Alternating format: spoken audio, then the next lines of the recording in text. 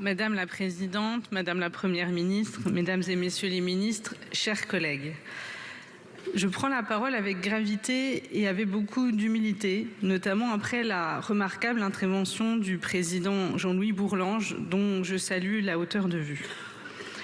Depuis le 7 octobre dernier, le monde se trouve dans une situation plus inquiétante, plus instable et plus tragique.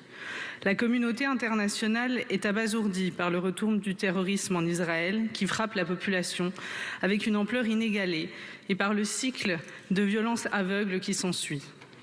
La paix, la vie des êtres humains, les valeurs qui fondent le droit international doivent faire face à des ennemis dangereux et puissants.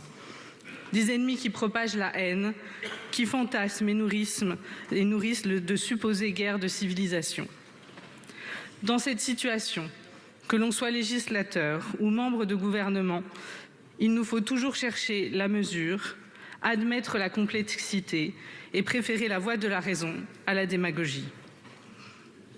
Souvenons-nous des mots de Yasser Arafat, président de l'Organisation de libération de la Palestine, lorsqu'il a reçu en 1994 le prix Nobel de la paix, aux côtés de Yitzhak Rabin, le Premier ministre israélien, et Shimon Peres, son ministre des Affaires étrangères. Il déclarait alors, et je cite, « Si nous ne parvenons pas à nourrir la paix pour qu'elle gagne en force, si nous ne lui donnons pas la possibilité de se développer, le pari pourrait être perdu et gaspillé. » Les efforts pour la paix ont été gaspillés. Le pari de la paix n'a jamais semblé aussi difficile.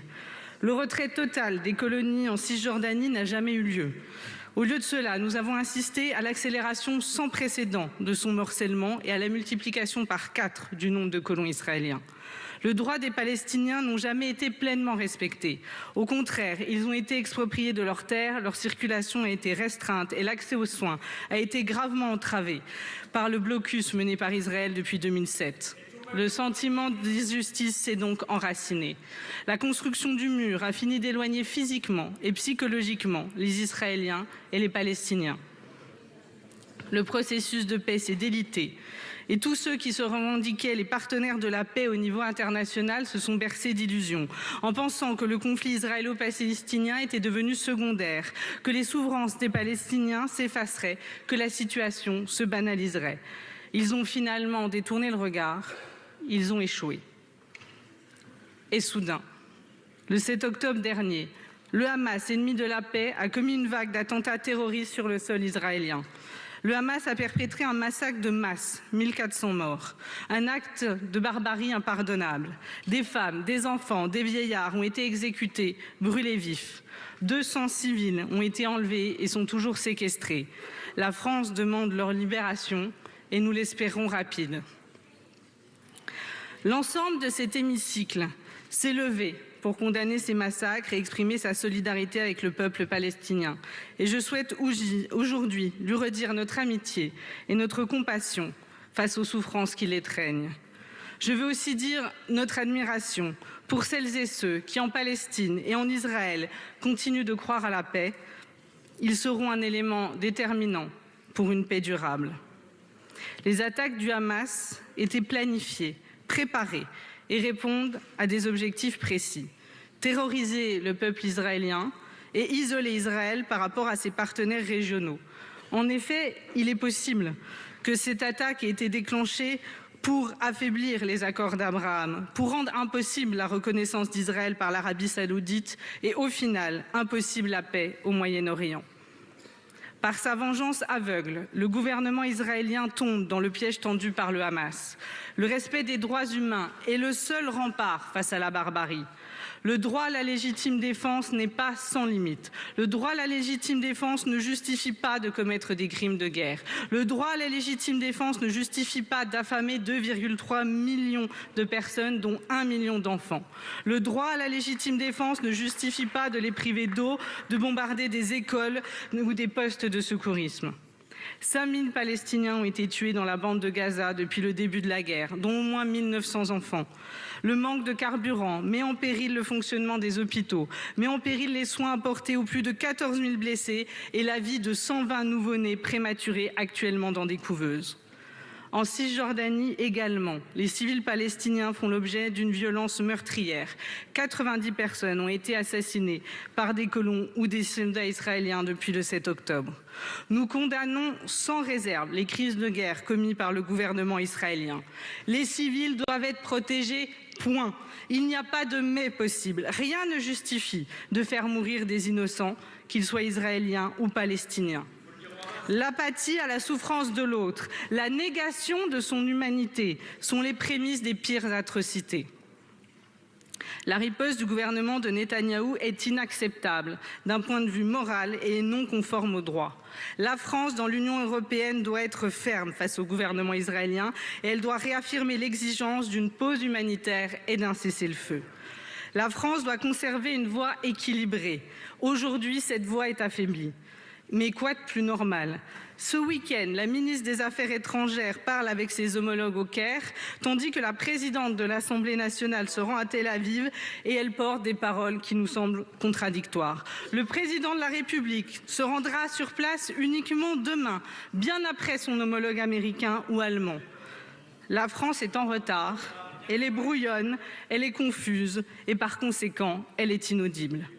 Et toutes celles et ceux qui interfèrent avec la parole de la France en apportant un soutien inconditionnel à la riposte de Netanyahou commettent une faute lourde. Ils fragilisent le chemin vers la paix.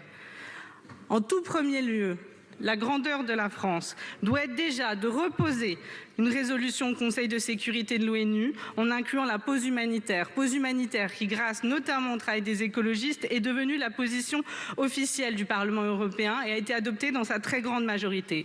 La pause humanitaire est l'outil permettant un arrêt immédiat des bombardements afin de sécuriser la fourniture de biens de première nécessité aux habitants de Gaza et doit permettre d'aboutir à un cessez-le-feu. Alors que cette position est aujourd'hui majoritaire à l'ONU, la France doit user de tout son pouvoir diplomatique pour que les États-Unis n'utilisent pas de nouveau leur droit de veto à l'encontre du respect de cette pause humanitaire. Elle sera le socle sur lequel nous pourrons bâtir un cessez-le-feu négocié entre l'ensemble des parties. Oui, la France dans l'Union européenne, au nom des valeurs qu'elle défend, doit exiger un cessez-le-feu. Elle doit dépasser son rôle de force facilitatrice de dialogue pour devenir une puissance participant activement à la restauration de la paix. Oui, la France dans l'Union européenne doit appeler un cessez-le-feu car c'est une position juste et une position humaniste. Juste car la communauté internationale a sa part de responsabilité dans la tragédie qui coûte la vie aux Israéliens et aux Palestiniens. Humaniste car on ne peut laisser mourir sans agir des milliers de femmes et d'enfants. La France dans l'Union européenne doit appeler un cessez-le-feu car les risques d'escalade du conflit au niveau régional et potentiellement au niveau mondial sont réels.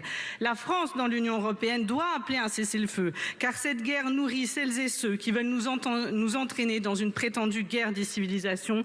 Elle renforce le poids de la Russie, de l'Iran et de la Chine. La France dans l'Union européenne doit faire vivre l'espoir et la solution à deux États. Deux États, c'est la seule solution pour permettre à chacun de disposer de sa propre souveraineté alimentaire, de sa souveraineté énergétique, de sa souveraineté industrielle, de sa souveraineté sociale. C'est la seule solution pour permettre aux Israéliens de vivre en sécurité et aux Palestiniens de vivre libres. Nous avons abandonné cette solution d'espoir. Nous avons perdu le chemin de la paix. Il est temps de le retrouver. La voix de la paix doit pouvoir s'exprimer dans les rues françaises. La voix de la solidarité avec le peuple palestinien doit pouvoir s'exprimer librement. La liberté d'expression, la liberté de manifestation sont indispensables au bon fonctionnement d'une société démocratique. Les interdictions de manifestation arbitraires et sélectives doivent absolument cesser. Si hier à Paris, le rassemblement Place de la République a pu se tenir et je m'en réjouis, samedi en Isère, le rassemblement avait été interdit par un arrêté préfectoral. La France doit être la voix de la paix. C'est ainsi que nous honorerons les mémoires de celles et ceux qui sont battus pour la paix et qui avaient mis en nous leurs espoirs pour continuer leur combat. Déjà en 1994, Yitzhak Rabin déclarait « Il n'y a qu'un seul moyen radical de sanctifier la vie humaine. La seule solution radicale est une paix réelle. » C'est d'ailleurs le courage inouï de ce message qui lui coûtera la vie quelques mois plus tard.